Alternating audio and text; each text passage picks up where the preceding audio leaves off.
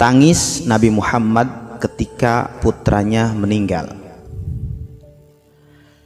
Nabi Muhammad SAW memiliki 3 orang anak laki-laki.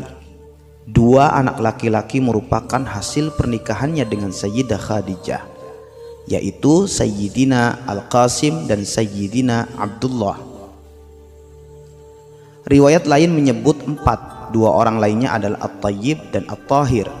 Namun ada juga yang berpendapat kalau At-Tayyib dan At-Tahir adalah julukan atau kunyah dari Abdullah.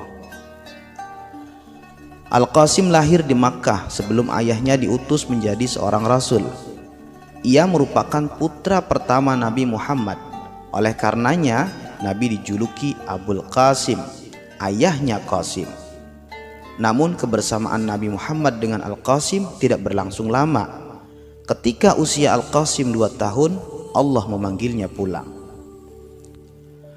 Beberapa tahun setelahnya, Nabi Muhammad baru dikaruniai lagi anak laki-laki, yaitu Sayyidina Abdullah. Dia adalah anak ke-6 atau terakhir Nabi Muhammad dengan Sayyidah Khadijah, setelah Sayyidah Zainab, Ruqayyah, Ummu Kulsum, dan Fatimah.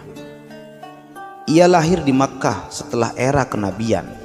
Sama seperti Al-Qasim, Abdullah juga wafat selagi masih kecil.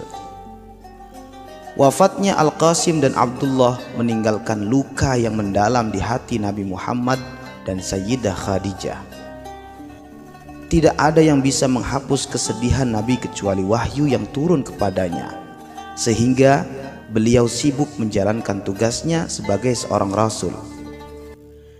Tidak ada informasi detail mengenai kehidupan Nabi Muhammad dengan 2 anaknya tersebut. Beberapa saat setelahnya, Nabi Muhammad mengarungi bahtera rumah tangga bersama dengan Maria Al-Qibtiyah. Dari situ kemudian lahirlah Sayyidina Ibrahim pada 8 Hijriah di Madinah. Kelahiran Ibrahim membawa angin kebahagiaan dan harapan besar baginda Nabi Muhammad SAW. Beliau berharap kelak Ibrahim akan tumbuh dewasa dan menjadi putra kebanggaannya. Sebagaimana tradisi Arab, pada saat itu Nabi Muhammad kemudian mencari ibu susuan untuk anaknya itu. Nabi akhirnya memilih Khuwalah binti Munzir bin Zaid dari Najjar, istri Barra bin Aus dan bin Bardah, untuk menyusui Ibrahim. Sebelumnya wanita-wanita Ansar saling bersaing untuk menjadi pilihan Nabi untuk menyusui Ibrahim. Maka sejak itu Nabi Muhammad dan Ibrahim tinggal terpisah.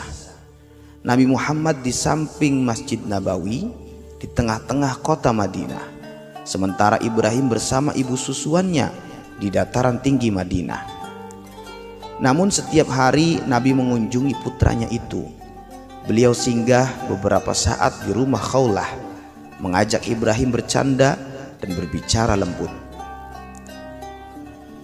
Pada suatu ketika Nabi Muhammad mengajak Ibrahim turun ke kota Madinah. Beliau memperlihatkan anak laki-lakinya itu kepada para istri dan sahabatnya.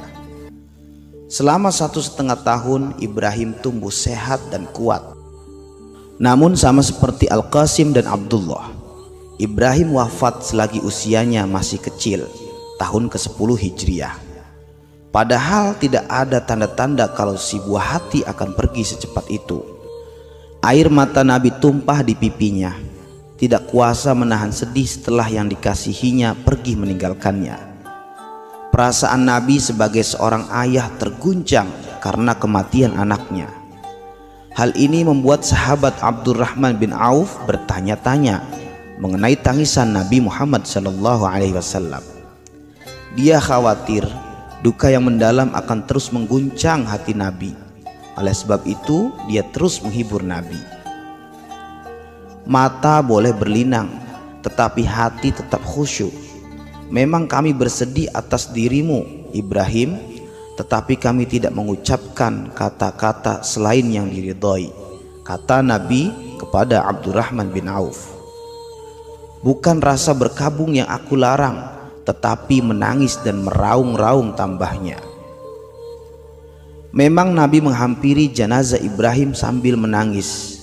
Bahkan Nabi melarang sahabatnya untuk mengkafani Ibrahim, sehingga Nabi melihat jenazahnya. Nabi kemudian memakamkannya di Baqi. Dengan hati yang hancur, beliau meratakan tanah, memercikkan air, dan memberi tanda kuburan Ibrahim.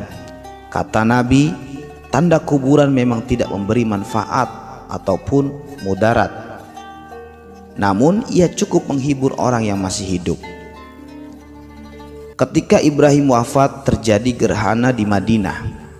Hal itu membuat para sahabat mengaitkan terjadinya gerhana dengan wafatnya Ibrahim. Nabi meluruskan pandangan tersebut dan menjelaskan bahwa gerhana terjadi bukan karena kematian seseorang atau peristiwa lainnya. Sesungguhnya matahari dan bulan tidak akan mengalami gerhana disebabkan karena mati atau hidupnya seseorang. Jika kalian melihat gerhana, salat dan berdoalah kepada Allah. Jelas Nabi dalam Sahih Bukhari. Memang kebersamaan Nabi Muhammad dengan putranya tidak lama, hanya sekitar 2 tahun, bahkan kurang. Namun yang perlu diperhatikan, Nabi Muhammad begitu menyayangi putra-putranya tersebut. Beliau bersedih, terguncang hatinya, bahkan sampai menitikkan air mata begitu putra-putranya dipanggil Yang Maha Kuasa.